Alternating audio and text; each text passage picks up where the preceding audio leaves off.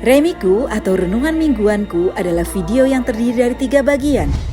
Bagian pertama adalah pembahasan permasalahan pada saat ini sebagai pengantar. Bagian kedua adalah pembahasan kitab suci yang berkaitan dengan masalah tersebut.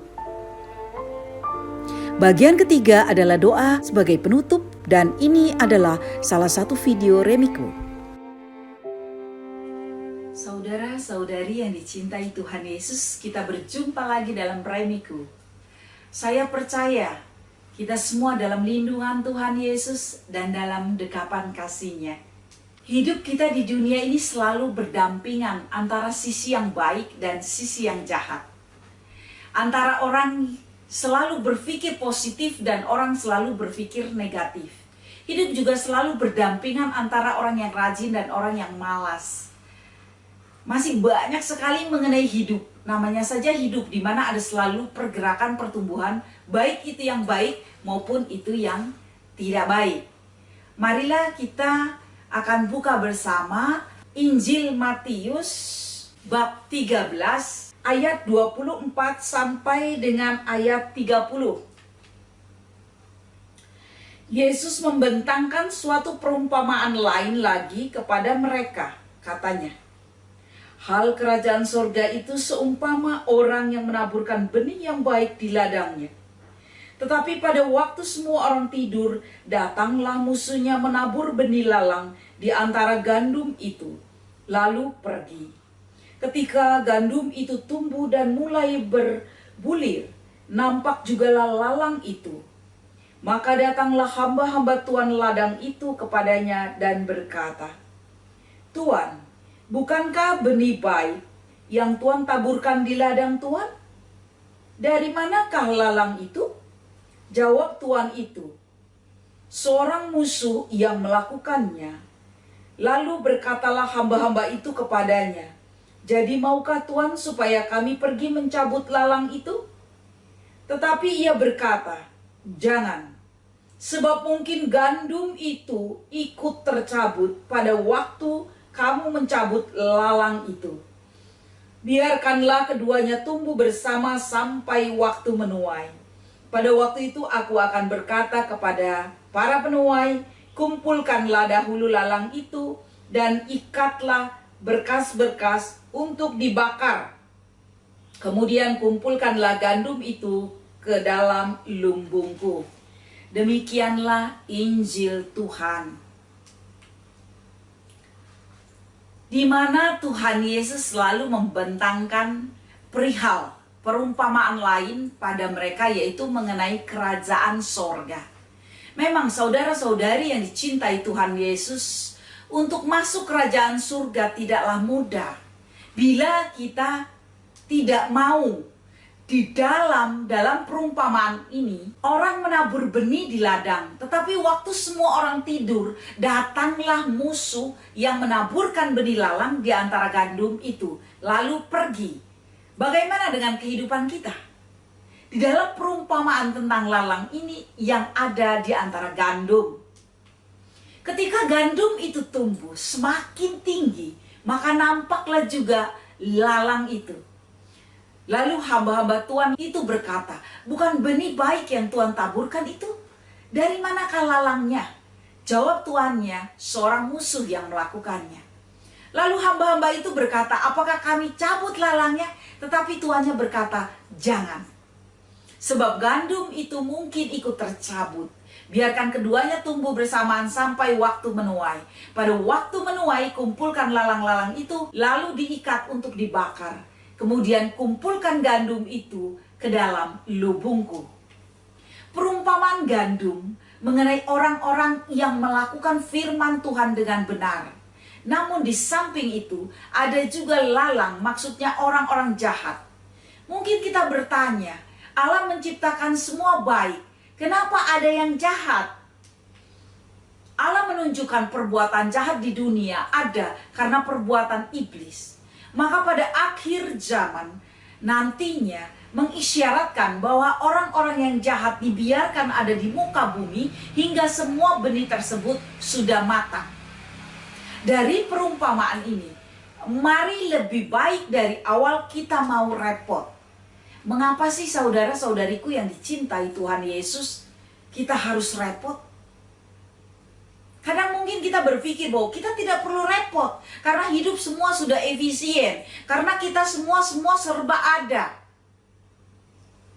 Karena bila kita tidak mau repot, kita akan digilas yang namanya hidup, di mana di sisi kiri kita maupun di sisi kanan kita mungkin banyak orang yang jahat ataupun iblis yang terus menerus untuk mencobai kita. Mengapa saudara-saudariku? Begitu kita tidak mau repot, maka kita tidak akan pernah berjaga-jaga di dalam segala aspek di dalam melaksanakan firman Tuhan. Lalu kebaikan akan dikalahkan dengan kejahatan, yaitu melaksanakan firman Tuhan tidak akan berbuah roh. Kita semua tentu sudah pernah melihat di mana dalam kehidupan ini sebagai seorang petani. Kita tahu para petani itu semua pasti dia mau repot. Bagaimana bisa kita tahu dia mau repot? Kita selalu melihat petani itu pertama-tama itu harus mau membajak tanahnya sehingga gembur. Ya, kemudian benihnya dipisah, disemai. Nah, ditaruhkan di satu tempat yang berbeda. Setelah tanahnya gembur, baru ditanam benihnya yang sudah tumbuh. Setelah itu masih dirawat, dicabuti rumputnya, diberi pupuk, dijaga jangan sampai ada hewan yang merusak. Disemproti agar tidak ada hama sampai menghasilkan buah panen. Dan juga kita tahu bahwa petani itu selalu berjaga-jaga karena dia tidak mau dirusak oleh hewan. Dengan berbagai macam cara kita melihat kadang-kadang dia ada memberikan satu bentuk seperti orang-orangan dan sebagainya untuk mengusir segala binatang yang akan merusak hasil panen mereka. Nah, dari demikian petani tersebut selalu berjaga-jaga dalam upaya untuk mencapai tujuannya, yaitu panennya agar berhasil. Saudara-saudari yang dicintai Tuhan Yesus, hidup adalah pilihan. Mana yang akan Anda dan saya pilih? Mau repot melaksanakan firman Tuhan secara utuh agar memperoleh hidup yang kekal, atau tidak mau repot tetapi akan diikat dan dibakar? Pilihan ada di tangan kita semua. Mari saudara-saudariku, kita satukan hati, kita berdoa agar kita selalu berjaga-jaga dalam kehidupan yang mau repot melaksanakan secara utuh firman Tuhan. Walaupun di dunia ini, dalam kehidupan ada yang baik, ada sisi yang jahat, dan segala macam kondisi yang negatif berada di sekeliling kita. Apakah kita mau repot untuk secara rutin, untuk terus-menerus kita masuk dalam firman Tuhan, untuk terus-menerus kita menjalankannya sehingga kita semakin kokoh?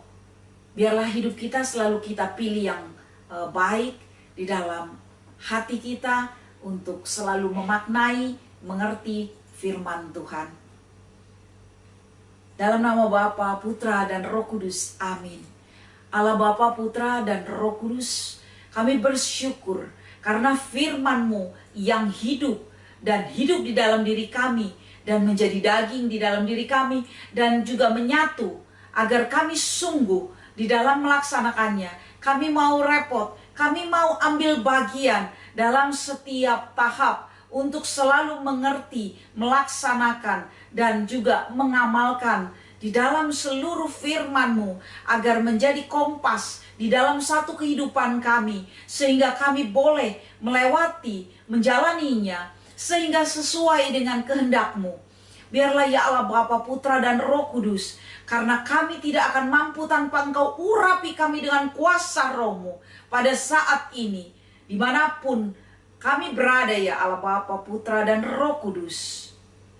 Hamba-Mu memohon kepadamu, urapi kami semua satu persatu ya Allah Bapa, Putra, dan Roh Kudus, agar kami mau repot untuk senantiasa melaksanakan, mengamalkan, dan sebagai pelaku firman-Mu, sehingga kami boleh senantiasa merasakan dan menikmati, mengecap keindahan sorga, keindahan kerajaan sorga yang Engkau berikan kepada kami, keselamatan yang Engkau berikan kepada kami.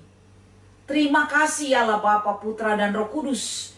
Engkau senantiasa mengurapi kami tanpa dengan hentinya, sehingga kami dikuatkan dalam setiap melaksanakannya. Apapun sisi kanan dan sisi kiri kami yang selalu untuk mematahkan, tapi kami percayalah kuasa yang akan mematahkan semuanya. Karena kuasa Roh-Mu yang mempengaruhi di dalam hidup kami, yang sudah ada di dalam jiwa dan raga kami. Biar kami boleh di dalam setiap saat kami untuk memuji dan memuliakan nama-Mu. Biarlah hanya nama-Mu yang kami puji, kami sembah. Terpuji dan terpujilah Engkau Allah kami, yang hidup berkuasa dan bertata di dalam jiwa raga kami, kini dan selama-lamanya. Kemuliaan kepada Allah Bapa, Putra, dan Roh Kudus, seperti pada permulaan, sekarang, selalu, dan sepanjang segala abad. Amin. Dalam nama Bapa, Putra, dan Roh Kudus. Amin. Terima kasih banyak saudara-saudariku yang dicintai Tuhan Yesus atas kebersamaan kita. Dan juga terima kasih yang sudah subscribe ya, dan like, serta komen. Jangan lupa komen di channel ini. Sampai jumpa. Tuhan Yesus memberkati.